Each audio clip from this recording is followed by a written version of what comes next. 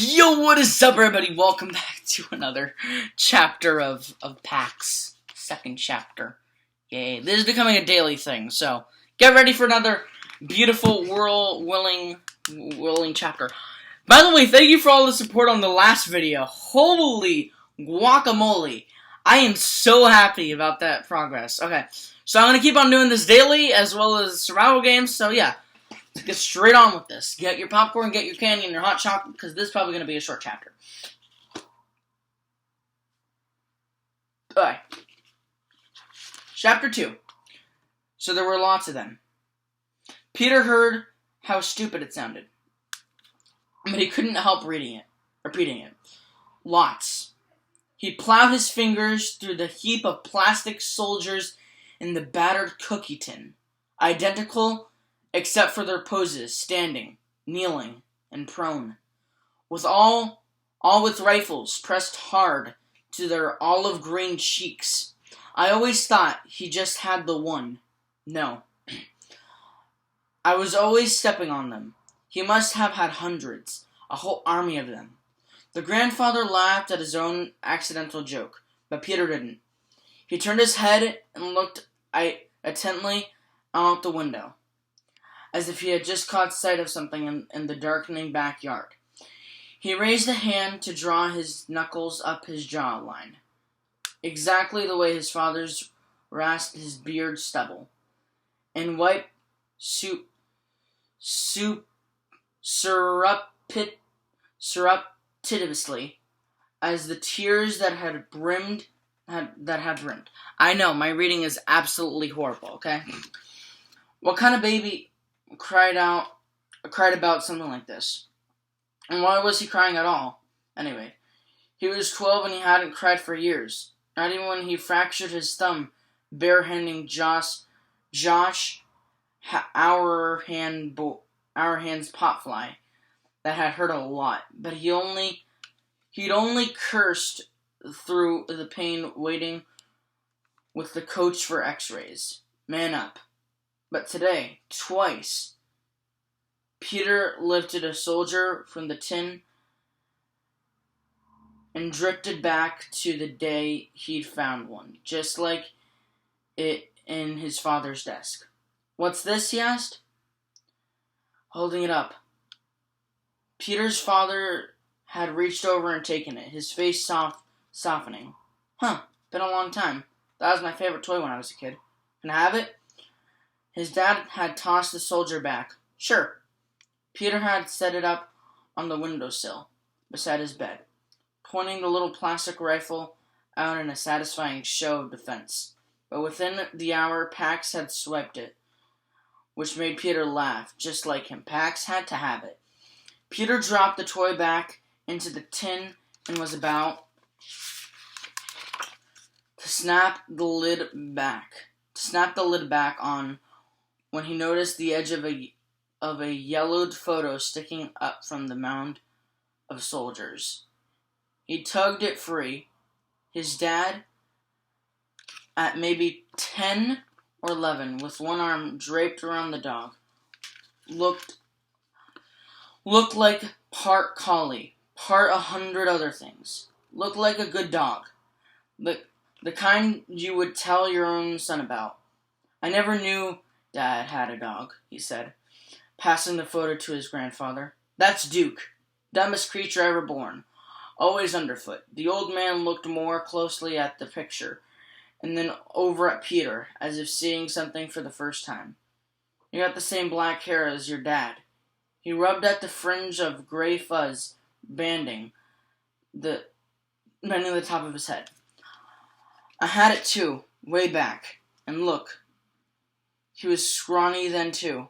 Same as you, same as me, with those ears like a jug. The men in our family.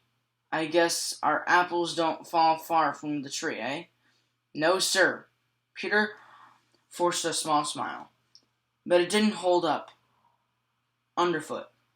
That was the word Peter's father had used. You can't have that fox underfoot. He doesn't move as fast as he used to. You stay out of the way, too. He's not used to having a kid anymore around. You know, war came I went and served, like my father, like your father now. Duty calls. And we answer in this family. No, sir, our apples don't fall far from this tree. He handed back the photo. Your father and that dog. They were inseparable. I'd almost forgotten. Peter put the photo back to the tin and pressed the lid down tight, then slid it under the bed, where he'd found it. He looked out the window again. He couldn't risk talking about pets right now. He didn't want to hear about Judy, and he sure didn't want to hear any more about apples and the trees they were stuck underneath. What time does school start here? He asked, not turning around. 8, they said, to show up early. Introduce yourself to the homeroom teacher, Miss Ramirez. Something. I got you some supplies, the old man nodded over to a spiral notebook, a beat-up thermos with a bunch of stubby pencils thrown together with a thick rubber band. Peter walked over to the desk and put everything into... Here's a good book. Into his backpack. Thanks. Bus or walk? Walk. Your father went to that school, and he walked. Follow Ash to the end, turn right on School Street, and you'll see it. Big brick building, School Street. Get it? You leave by 7:30. You'll have plenty of time. Peter nodded. He wanted to be left alone. Okay, I'm all set, I guess. I'll go to bed. Good, his grandfather replied, not bothering to hide the relief in his voice. He left, closing the door behind him firmly as if to say, you can have this room, but the rest of the house is mine. It's really interesting. I like this so far. This is a very interesting book. I'm getting a lot of what's happening here, but yeah, let's continue. Peter stood by the door and listened to him walk away. After a minute, he heard the sound of dishes clattering in the sink. He pictured his grandfather in the cramped kitchen where they'd eaten their silent dinner of stew. The kitchen that reeked so strongly of fried onions that Peter figured the smell would outlive his grandfather. After 100 years of scrubbing by a dozen different families, this house would probably still smell bitter.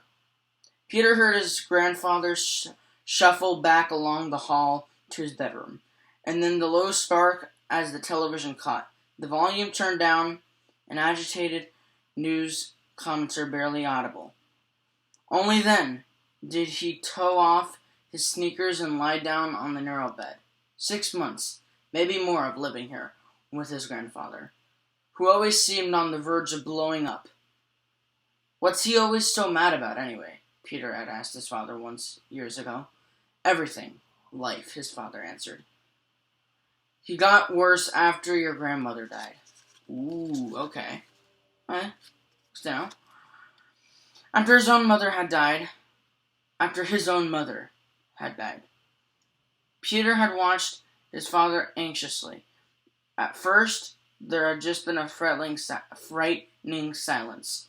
But gradually, his face had hardened into the permanent threat of a scowl, and his hands clenched in fists by his sides, as if itching for something to set him off. Peter learned how to avoid being that something. Learned to stay out of his way. The smell of stale grease and onions crawled over him, sweeping from the walls, from the bed itself. He opened the window beside him. The April breeze that blew in was chilly. Pax had never been alone outside before, except in his tent.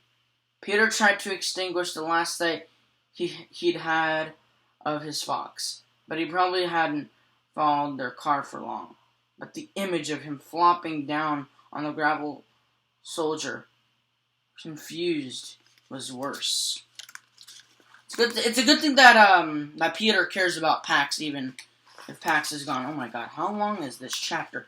This chapter, holy Guatemala. Oh god, this is gonna be long. Oh my god. Yeah, this is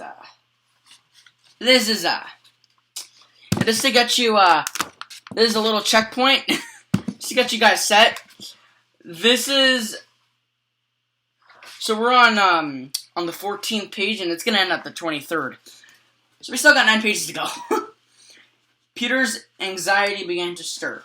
All day, the whole ride here, Peter had sensed it coiling. It had always seemed like a snake to him, his anxiety. Just waiting just out of sight, ready to slither up his spine, hissing its familiar taunt. You aren't where you should be. Something bad is going to happen. Because you aren't where you should be. He rolled over and pulled the cookie tin out from under the bed. He fished out the photo of his father with one arm slung so casually around the black and white dog, as if he had never worried he could lose him. Inseparable. He hadn't missed the note of pride that had answered his grandfather's voice as he said that. Of course, he'd been proud. He'd raised a son who knew about loyalty and responsibility, who knew that a kid and his pet should be inseparable. Suddenly, the word itself seemed an accusation. He and Pax. What were they, then? Separable? They weren't, though. Sometimes, in fact, Peter had the strangest sensation that he and Pax merged. The first time it happened had been the first time he'd taken Pax outdoors. The kit had seen a bird and had strained it against the leash, trembling as though electrified. And Peter had seen the bird through Pax's eyes. The miraculous lightning flight, the impossible freedom and speed. He had felt his own skin thrill in full body shivers, and his own soldiers. Sorry, this book is killing me. Soldiers. Soldiers. I know I'm not saying that correctly, but soldiers. Burn as though yearning for wings. It had happened again this afternoon. He had felt the car spin away as though he were the one being left. His heart had quickened with panic. Tears stung again, and Peter palmed them with frustrated swipes. His father had said it was the right thing to do. War is coming. It means sacrifices for everybody. I have to serve. It's my duty. And you have to go away. Of course, he had been half expecting it. 2 of his friends' families had already packed up and left when the evacuation rumors had begun. What he hadn't expected was the worst part, and that the fox, well, it's time to send him back to the wild anyway.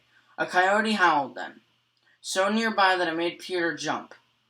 A second one answered, and then a third, but Peter sat up and slammed the window shut. But it was too late. The yips and howls and what they meant were in his head now. Peter had only 2 bad memories of his mother. He had a lot of good ones too, and he often took those out to comfort himself. Although he worried that they might fade from so much exposure, but the 2 bad ones he'd buried deep. He did everything in his power to keep them buried. Now the coyotes were baying in his head, unearthing one of them. When he'd been about 5, he'd come upon his mother standing dismayed beside a bed of blood-red tulips. Half of them were standing at attention, half of them splayed over the ground, their blossoms crumpling. A rabbit got to them. He must think the stems are delicious, the little devil. Peter had helped his father set a trap that night. We won't hurt him, right? Fine. We'll just catch him. Then drive him into the next town. Let him eat someone else's tulips. Peter had baited the trap himself with a carrot, then begged his father to let him sleep in the garden to keep watch.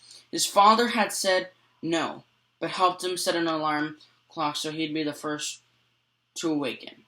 When it went off, Peter had run to his mother's bedroom to lead her outside by the hand to see the surprise. The trap lay on its side at the bottom of a freshly scraped crater.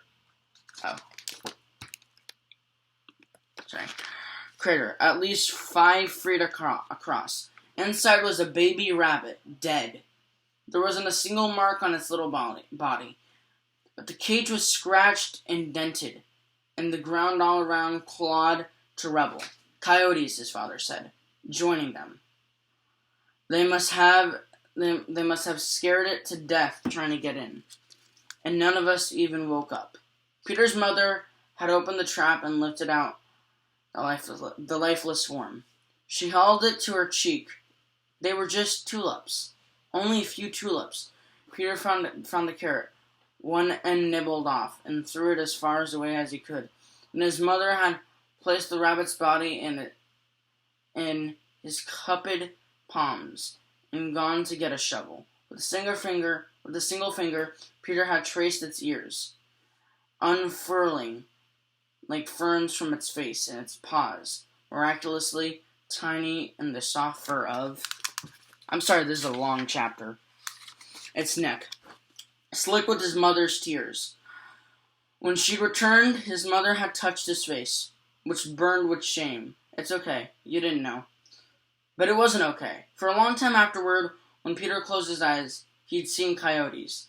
Their claws raking dirt, their jaws snapping. He saw himself where he should have been, keeping watch in the garden that night. Over and over, he saw himself doing what he should have, rising from his sleeping bag, finding a rock and hurling it.